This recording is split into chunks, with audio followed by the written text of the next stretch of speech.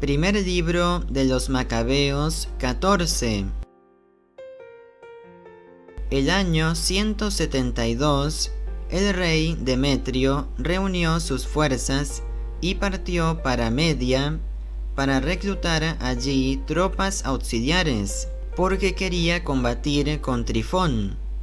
Arsaces, rey de Persia y Media, al saber que Demetrio había entrado en su territorio, mandó contra él a uno de sus generales para que lo capturara vivo.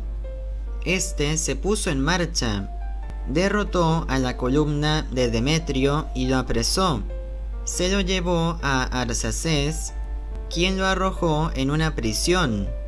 El país estuvo por eso en paz durante todo el reinado de Simón. Este solo procuró el bien del pueblo, y durante todos sus días el pueblo apreció su autoridad y su fama.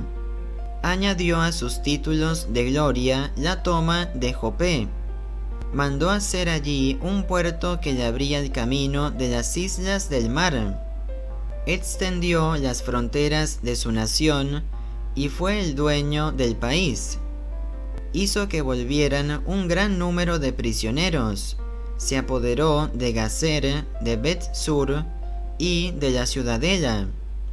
Retiró de allí todas las impurezas y nadie más pudo oponerle resistencia. Cada cual trabajaba sus campos en paz.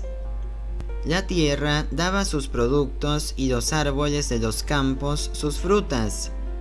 Sentados en las plazas, los viejos hablaban de la prosperidad del país, y a la gente joven le gustaba ponerse vistosos trajes de guerra. Simón proveyó a las ciudades de víveres y de todo lo necesario para su defensa. Su fama llegó hasta los confines de la tierra. Devolvió la paz al país e Israel disfrutó de una gran prosperidad. Cada cual pudo sentarse bajo su parra o su higuera sin que nadie los amenazara. Habían dejado de atacarlos en su país, y los reyes habían sido vencidos. Simón fue el apoyo de los humildes y de su pueblo.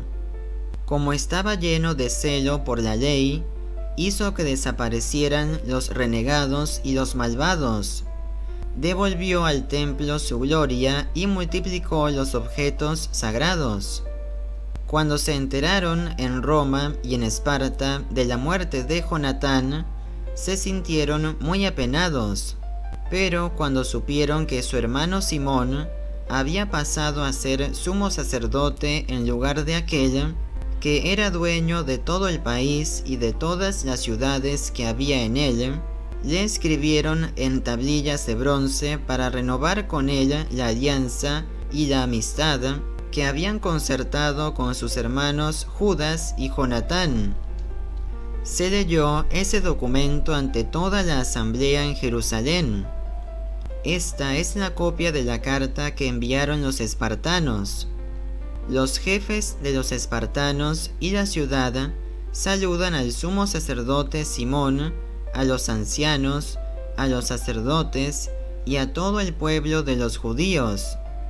Los embajadores que ustedes enviaron a nuestro pueblo nos hablaron de su gloria y de su prosperidad.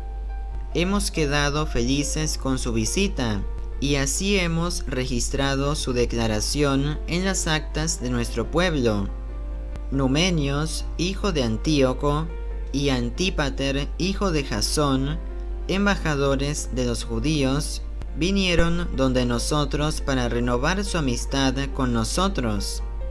Ha sido un placer para el pueblo recibir a esos hombres con honor y depositar la copia de su discurso en los archivos de la nación, para que el pueblo de Esparta conserve su memoria. Mandamos hacer esta copia para el sumo sacerdote Simón. Simón mandó después a Roma a Numenios con un gran escudo de oro que pesaba más de 50 kilos, para confirmar la alianza con los romanos. Al saber todo eso, el pueblo dijo: ¿cómo podremos testimoniar nuestro reconocimiento a Simón y a sus hijos? Él, sus hermanos y la familia de su padre han animado la resistencia, vengaron a Israel de sus enemigos y le aseguraron su libertad. Grabaron pues una inscripción en tablillas de bronce que fijaron en una columna en el cerro Sión. Esta es su copia. El 18 del mes de Elul, el año 172, el tercer año del sumo sacerdote Simón, en el patio interior del templo, tuvieron una gran asamblea los sacerdotes y el pueblo, los príncipes de la nación y los ancianos del país. Publicaron este decreto: Simón, hijo de Matatías, de la familia de Joarib, y sus hermanos se han expuesto al peligro en los continuos combates que han tenido lugar en el país. Se han levantado contra los enemigos de la nación para mantener el templo y la ley, cubriendo así de gloria a su nación. Jonatán unificó a la nación y llegó a ser sumo sacerdote. Luego fue a reunirse con sus padres. Los enemigos de los judíos quisieron entonces invadir el país para devastar su territorio y apoderarse del lugar santo. Pero se levantó Simón y luchó por su nación. Ha gastado mucho de sus propias riquezas para proveer de armas a los combatientes de su nación y darles un sueldo.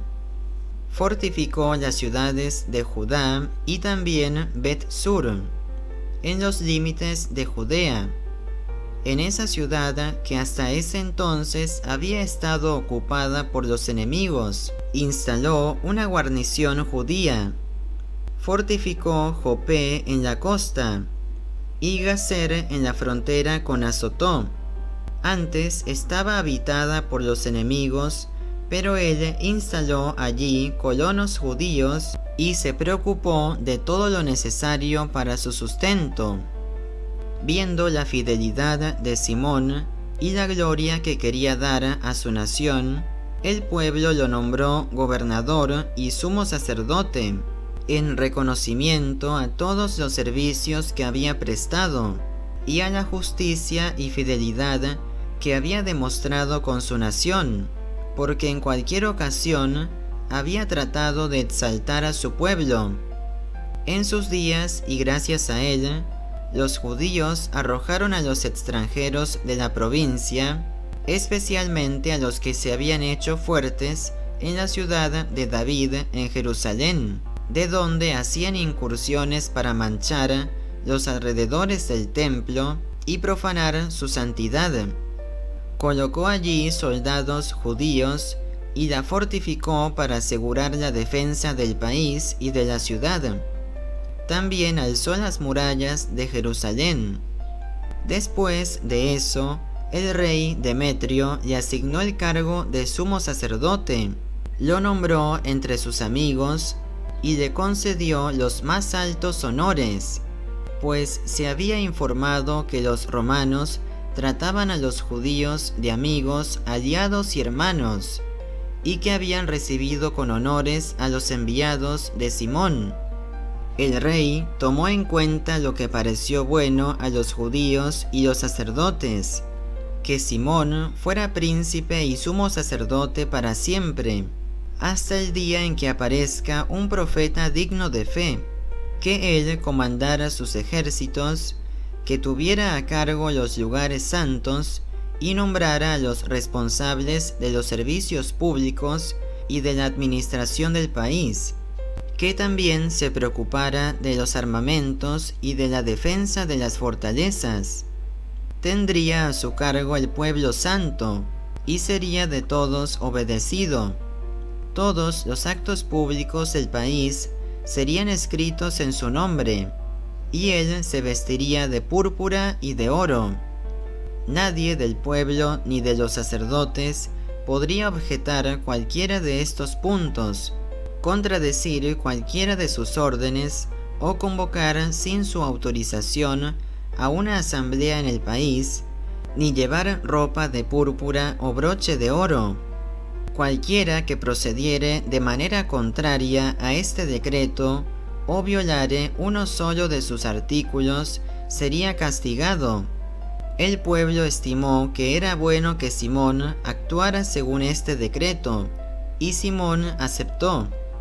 Quiso desempeñar el cargo de sumo sacerdote, de jefe del ejército y de gobernador de los judíos y de los sacerdotes, en una palabra, de ejercer el mando supremo. Decidieron que se grabaría este documento en tablillas de bronce y se las pondría en la galería del templo, en un lugar bien visible. También depositaron una copia en la cámara del tesoro para uso de Simón y de sus hijos. Palabra de Dios. Te alabamos, Señor.